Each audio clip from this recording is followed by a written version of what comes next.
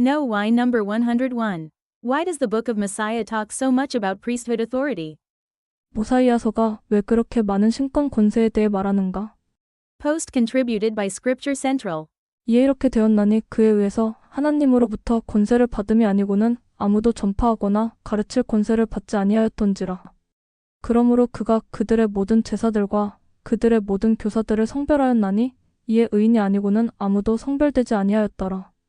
모사이아서 23장 17절. 더노. 몰몬경 신권 권세에 대해 많은 내용을 담고 있으며 특히 모사이아서에서 두드러집니다. 모사이아 이전의 책들에서는 제사 또는 신권이라는 단어가 단지 4번 등장하는데 이는 전체 언급의 3.2%에 불과하며 그 부분은 전체 책의 27%를 차지합니다. 그러나 모사이아서에서는 엘마와 그의 아들 엘마가 교회의 직무를 수행할 때 반복적으로 하나님으로부터의 권세를 가지고 있다고 강조합니다.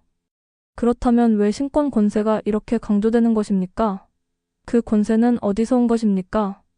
이 질문은 레위 지파가 리아이의 자손 중에 없었다는 사실을 기억할 때 더욱 중요한 의미를 갖습니다.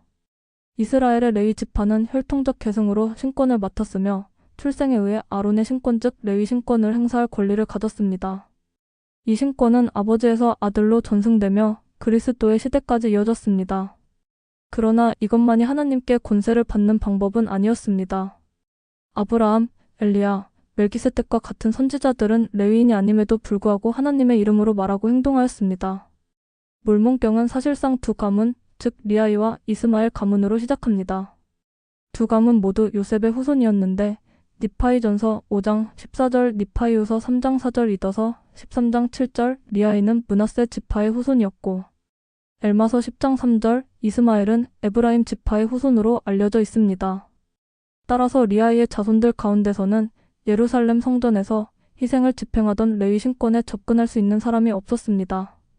그럼에도 불구하고 몰몬경은 니파인들이 성전을 짓고 니파이후서 5장 16절 모세의 율법과 그 모든 의식과 예식을 지켰다고 기록합니다. 니파이후서 5장 10절, 25장 24, 25, 30절. 몰몬경은 리아이나 니파이가 신권을 받았다는 언급은 없지만 니파인들에게는 하나님께서 주신 신권 질서가 있었음을 보여줍니다. 니파이는 그의 동생들을 제사로 성별하였고 니파이후서 5장 26절 야곱은 자신이 제사로 성별된 것을 하나님의 거룩한 질서에 따른 것이라고 확언하였습니다. 니파이후서 6장 2절 모사이아서에서도 엘마가 대제사로서 하나님께로부터 그에게 권능을 받지 않고는 아무도 설교하거나 가르칠 권세를 받지 못했다고 명시합니다. 모사이아서 23장 16, 17절 엘마는 이 신권 질서를 하나님의 아들의 반차를 따른 신권이라고 가르쳤으며 이는 멜기세덱이라는 위대한 제사장, 왕이 본보기가 되었습니다. 엘마서 13장 1에서 19절 멜기세덱 신권은 레위 신권처럼 반드시 부자, 상속을 통해 계승되는 것이 아니었으며 오직 지극한 믿음과 선행으로 말미암아 엘마서 13장 3절 의로운 자들 모사이아서 23장 17절에게 주어졌습니다. 따라서 의로운 하나님의 선지자 리아이는 예루살렘에서 이 신권 권세를 받아왔으며 이를 니파이에게 전수했고 니파이는 다시 그의 형제들 야곱과 요셉을 안수하였던 것으로 보입니다. 더 와이. 이 사실적 배경을 통해 모사이아서가 왜 신권 권세에 대해 그렇게 강조하는지 이해할 수 있습니다. 모사이아서에서 몰몬은 니파이인들의 다양한 정치적 갈등과 제사적 상황을 요약하면서 누가 권세를 가졌는가와 그 권세가 어떻게 사용되어야 하는가라는 질문을 부각시킵니다. 그러므로 몰몬은 니파이의 신권이 멜기세덱의 본을 따라 의로움 안에서 어떻게 행사되었는지를 강조합니다. 니파이인들이 멜기세덱 신권을 가졌다는 사실은 그들에게 큰 축복이 되었습니다. 이스라엘은 종종 레위 계통에 부패한 제사들로 인해 고통을 받았는데 그들은 태어남으로써 직분을 차지할 권리를 가졌기 때문입니다. 그러나 니파이의 역사에서는 악한 지도자의 계보가 끝나면 권세가 더 의롭고 충실한 사람에게 넘어갔습니다. 예를 들어 야곱의 계보에서 신권 권세가 이어졌지만 그 후손들이 악하게 되었을 때 옴나이서 1장 2절 그것은 베냐민 왕에게 전해졌는데 그는 주 앞에서 의로운 사람이었기 때문입니다.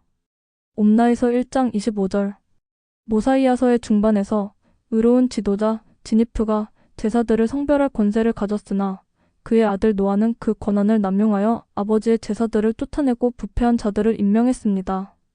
모사이아서 11장 5절.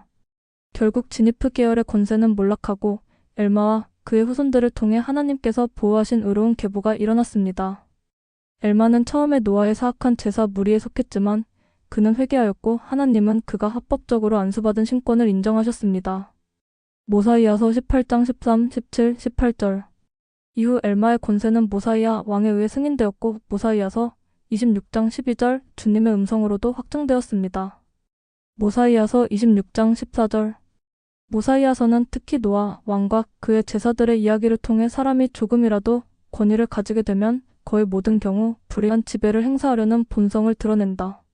교리와 성약 121편 39절는 비통한 교훈을 증거합니다. 따라서 모사이아는 모든 사람이 의로운 것이 아니므로 너희를 다스릴 왕이나 왕들을 두는 것은 합당하지 아니하니라. 보라, 한 악한 왕이 얼마나 많은 죄악을 범하게 하며 얼마나 큰 파멸을 일으키는가. 라고 선언하며 모사이아서 29장 16에서 18절, 30에서 31절 왕정 제도를 끝내는 결정을 정당화했습니다. 이는 단지 정치적 권력뿐 아니라 신권 권세에도 그대로 적용됩니다. 결국 모사이아서는 신권 권능과 권세가 의로운 삶에 의해 뒷받침될 때만 행사될 수 있음을 보여줍니다. 베냐민 왕과 그의 아들 모사이아는 하나님의 계명을 지킨 의로운 지도자였기 때문에 하나님께서 주신 권세로 다스릴 수 있었습니다. 엘마와 그의 아들 역시 회개하고 하나님을 섬기겠다는 헌신을 새롭게 한 후에야 대제사로서 주님의 일을 할 수 있었습니다. 이것은 오늘날 우리에게도 강력한 본보기가 되며 모사이아서가 엘마서와 이후의 물문경 전체를 위한 기초 교리를 마련하는 이유입니다. 곧 사람이 하나님의 이름으로 행하기 위해서는 반드시 신권 권세를 받아야 한다는 교리입니다.